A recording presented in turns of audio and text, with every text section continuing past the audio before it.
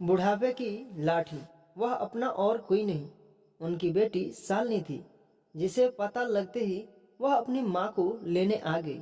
माँ को देखते ही शालिनी की आंखों में आंसुओं का सैलाब बह निकला। वह कुछ बोल नहीं पा रही थी, बस इतना ही कहा, माँ अपना सामान पैक कर लो, बाहर ड्राइवर इंतजार कर रहा है, हमें अभी निकलना है घर के लिए। बेटी की बात सुनकर सरला जी आंखों में आंसू लिए बोली, कौन सा घर बेटा, मेरा तो घर कब का छूट चुका है, अब मैं कहाँ जाऊंगी। तो शालिनी बोली, माँ तुम मेरे साथ मेरे घर चलोगी। शालिनी की बात सुनकर माँ बोली, कैसी बातें कर रही हो बेटा, मैं तेरे साथ तेरे घर जाऊंगी तो जमाई बाबू क्या सोचेंगे। माँ की बात सुनकर शालिनी गंभीर होते हुए बोली, नहीं माँ, यह फैसला मैंने उनकी सहमति से ही उठाया है, बल्कि मेरी सासू भी मेरे इस कदम से बहुत खुश हैं। उन्होंने तो मुझे पहले ही कहा था कि अपनी माँ को यहाँ ले आओ, बुढ़ापे में मुझे भी अपना एक दोस्त मिल जाएगा। खैर छोड़ो, यह बातें तो बाद में होती रहेगी, आप चलो, ड्राइवर इंतजार कर रहा होगा।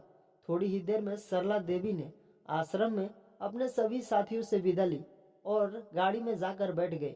सरला देवी को जाते देखकर सभी बुजुर्ग यही सोच रहे थे कि ऐसी बेटी सभी के घर में हो तो किसी को भी वृद्धा आश्रम में रहने की जरूरत नहीं पड़ेगी। शालिनी जी सबको नमस्कार करके गाड़ी में आकर बैठ गई और गाड़ी अपने गंतव्य की ओर चलने लगी। गाड़ी में बैठी हुई सरला देवी बस अपनी बेटी की ही निहार रही थी, क्योंकि 3 भाइयों की इकलौती बहन शालिनी ही आखिर में अपनी माँ की पीड़ा को समझ पाई थी। तभी शालिनी ने कहा, माँ थोड़ी देर मेरी गोद में सर रख कर लेट जाओ, आपको आराम मिलेगा। बेटी की बात सुनकर एक आज्ञाकारी बच्चे की भांति माँ बेटी के गोद में सर रख कर लेट गई।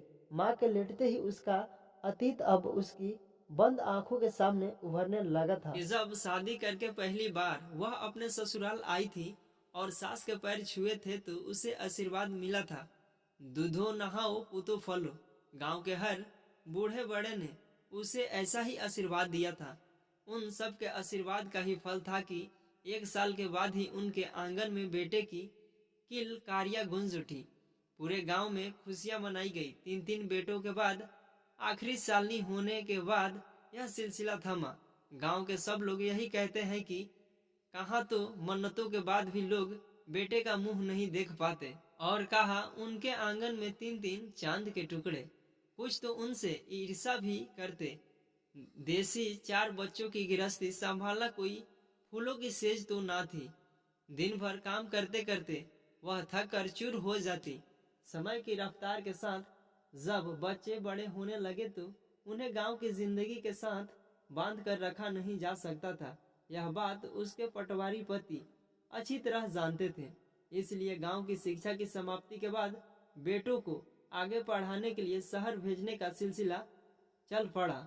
शहर भेजने के लिए उन्हें कैसे कैसे पापड़ बेलने पड़े, यह तो वह जानती थी या उसका पति। उसने घर खर्च में 1-1 रुपए में कटौती कर दूध घी बेचा और उसके पति ने अपनी जमीन का टुकड़ा बेच दिया और थोड़ा बहुत साहूकार से कर्जा भी लिया। पर गनीमत यह रही कि उनकी यह मेहनत बेकार नहीं गई। बेटे एक एक करते पढ़ते गए और नौकरियां लगती गई। सबकी शादियां भी होती गई। यहाँ तक कि शालिनी की पढ़ाई लिखाई और शादी के लिए भी उन्हें ज्यादा परेशान नहीं होना पड़ा था। अब दोनों गांव में अकेले रह गए थे। बेटे बहुओं ने तो पहले ही एक एक कर अपनी दुनिया अलग बसा ली थी। बेटी भी पराए घर चली गई थी। फिर भी दोनों संतुष्ट थे। कभी कभार मन करता तो बच्चों के पास चले जाते, पर 2-4 दिन से ज्यादा नहीं रुकते थे। गांव की मिट्टी को छोड़कर उनका मन कहीं नहीं लगता था। पर ऐसा अधिक समय तक नहीं चल पाया। कुछ समय बाद ही पति की मृत्यु होने के पश्चात सबको उसको गांव में रहने पर भी ऐतराज होने लगा। 3 बेटों के होते बूढ़ी माँ अकेले रह रही है, यह सुनकर उसके कान पक गए। फिर भी वह बिना परवाह किए, किसी पर बोझ न बनते हुए अपना सारा काम खुद ही करती थी। लेकिन जैसे जैसे उम्र ढलने लगी तो उसका शरीर उसका साथ छोड़ने लगा और एक दिन अचानक बहुत ज्यादा बीमार हो गई। बड़ा बेटा पास के ही शहर में रहता था, खबर सुनकर आया और गांव वालों के दबाव में उसे अपने साथ ले गया। यहीं से आरंभ हुआ सरला देवी के जीवन में निराशा और पीड़ा का दौड़। बड़ा बेटा बहुत बड़ी पोस्ट पर था, मकान, गाड़ी, नौकर चाकर सब सुविधाएं थी उसके पास। एक दिन प्रमोशन मिलने पर घर पर बहुत बड़ी पार्टी रखी गई। वह अंदर ही अंदर कमरे में बैठी रसोई से सारी तैयारी कर रही थी, लेकिन एक ही जगह बैठी बैठी थक गई तो बाहर आ गई। अनेकों आंखें आकर उस पर चिपक गई। बेटे की नजर चुराती आंखों की भाषा उसने साफ पढ़ ली। जान गई कि अपनी विशिष्ट स्थितियों के सामने वह उसका परिचय तक देने में हिचकिचा रहा था। उसका मन टूट गया। वहां के माहौल में उसका दम घुटने लगा। उसका दूसरा बेटा कुछ दिनों के बाद मिलने के लिए आया तो उसे अपने साथ ले जाने का आग्रह करने लगा। बड़े बेटे के ठंडे माहौल से दुखी तो थी ही, तो झट से तैयार हो गई। दूसरे बेटे के घर पहुंचते ही उसे समझ आ गया कि उसे वहां क्यों लाया गया था। बेटा और बहू दोनों नौकरी करते थे। बहू के वर्षों बाद बेटा हुआ था, इसलिए उन्हें घर संभालने और बच्चों की देखरेख करने के लिए उसकी आवश्यकता थी। फिर भी वह कुछ खुश थी कि चलो अपना ही अंश है, इन हाथों में बनेगा तो उसे संतुष्ट होगा। पर बेटे बहू के राज में उसकी हैसियत वहां सिर्फ एक नौकरानी से अधिक न थी। इसी बीच शालिनी भी उससे मिलने आई, पर भाभी के तौर तरीके देख कर उसे पता चल गया कि यहाँ माँ की क्या हैसियत है। उसने माँ को अपने साथ चलने का आग्रह भी किया, पर माँ ने हंसकर टाल दिया। भला इस उम्र में वह बेटी के घर एहसान ले, 3 बेटे हैं उसके, और वह बेटी के घर जाकर रहे तो लोग क्या कहेंगे। फिर भी शालिनी ने माँ को वहां से ले जाकर सबसे छोटे बेटे के पास छोड़ गई। बीच बीच में उससे आकर मिलने और पता लेने का भी कह गई कि भैया भाभी उसे कैसे रखते हैं। छोटा बेटा जो उसका सबसे अधिक लाडला था, माँ को विश्वास था आर्थिक रूप से इतना सुदृढ़ न होते हुए भी वह उसके पास सुखी रहेगी, परंतु यहाँ भी उसके नसीब में चैन न था। बहू का स्वभाव बहुत ही तीखा था। महीने बीतते उसकी गतिविधियां बहू और बच्चों को ऐसा ही प्रतीत होने लगी। बच्चों को एतराज था कि दादी सुबह सुबह घंटी के टन टन कर उन्हें सोने नहीं देती। बहू भी बात बात पर कुछ कमियां ढूंढती रहती। एक दिन बहू नौकरानी पर बिगड़ गई कि यह डिब्बे में कम घी क्यों है। माताजी आरती के लिए ले गई। आरती के लिए?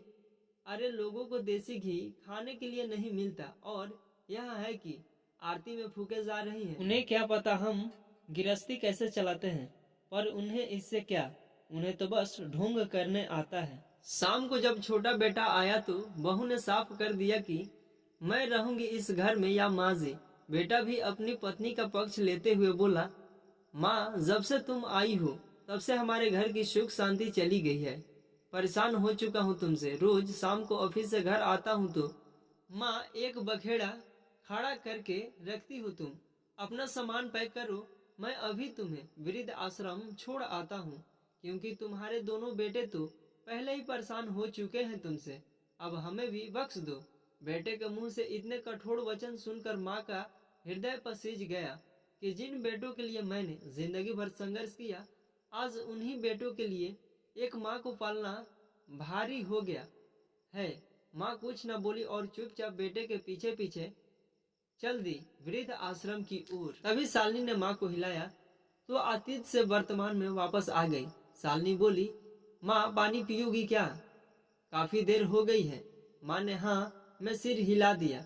शालिनी ने माँ को पानी दिया और सोचने लगी कि अच्छा हुआ माँ से मिलने उस दिन घर चली गई, नहीं तो मुझे पता ही नहीं चलता कि भैया ने माँ को वृद्ध आश्रम में भेज दिया है, क्योंकि फोन पर भी भैया कभी माँ से बात नहीं करवाते थे। उस दिन घर गई थी तो कितना हंगामा हुआ था भाभी के साथ मेरा।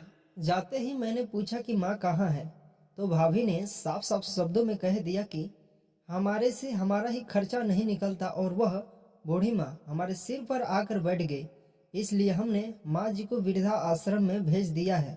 भाभी के यह शब्द सुनकर शालिनी की आंखों में आंसू तैर गए। 3 बेटों की होती हुई माँ की यह दुर्दशा कैसी विडम्बना है।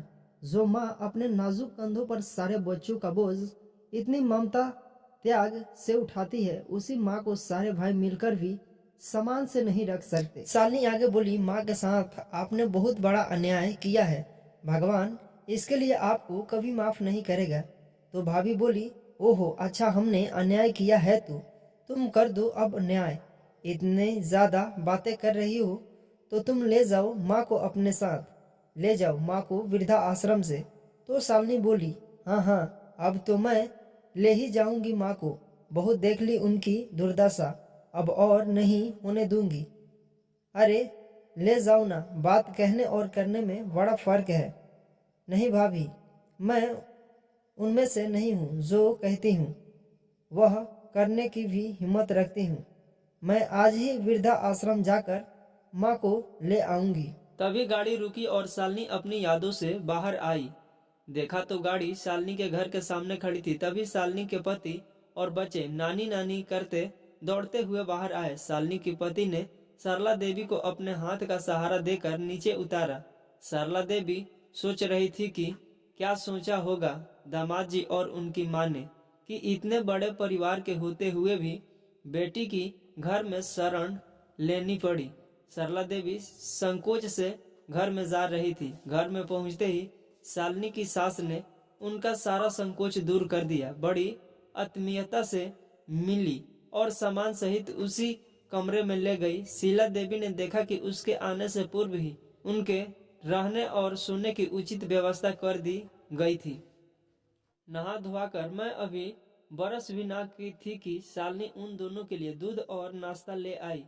वह फिर संकोच में डूबने लगी।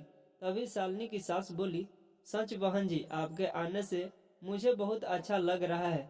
मुझे हर समय की साथी मिल गई। यूं तो बेटा बहू और पोता सभी हैं घर में, पर हम उम्र साथी की बात ही कुछ अलग है। उसकी जुबान पर जैसे ताला पड़ा था। उसे असमंजस में देखकर शालिनी की सास फिर बोली, बहन जी, बेटा हो या बेटी, औरत के लिए पति के बाद यही सहारे होते हैं। जब हम माँ होकर उनके पालन पोषण व पढ़ाई लिखाई में कोई भेदभाव नहीं करते तो फिर उनका हाथ पकड़ने में कैसा सोच विचार। हाथ चाहे बेटी का हो या बेटा का, वह माँ को सहारा देने वाला होना चाहिए। फिर मैं तो आपकी बड़ी शुक्रगुजार हूँ। आपने अपनी बेटी मुझे देकर मेरी बेटी की कमी पूरी कर दी।